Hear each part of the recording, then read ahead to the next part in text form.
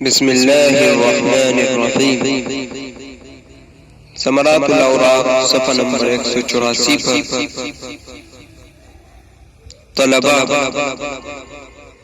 کو حرفت بھی سیکھنا چاہیے۔ اس تعلق سے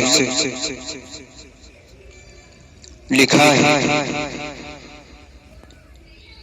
قطب وقت شیخ عبد الوہاب شعرانی رحمہ اللہ نے فرمایا کہ سید علی خواص کا ارشاد ہے کہ طلباء کے لیے مناسب نہیں کہ اپنے نفس کو عمل سے فارغ رکھے اور یہ سمجھے کہ پہلے علم حاصل کر لے، فارغ ہو کر عمل کی طرف متوجہ ہوں گے۔ یہ شیطانی وسوسہ ہے جس کے ذریعے شیطان ان کو زوائد علوم میں جن کی ضروریات دین میں شاذ و نادر واقع ہوتی ہے مشغول لگتا ہے اور عمل کی توفیق نہیں ہوتی۔ نیز فرمایا کہ میں چاہتا ہوں علماء و طلباء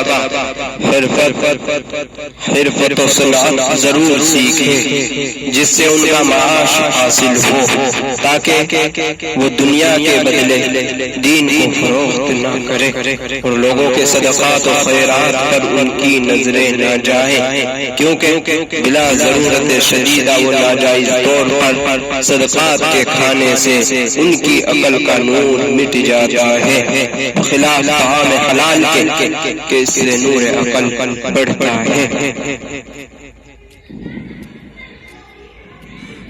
معزز سامعین،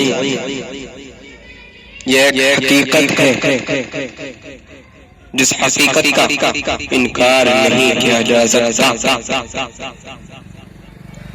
بلکہ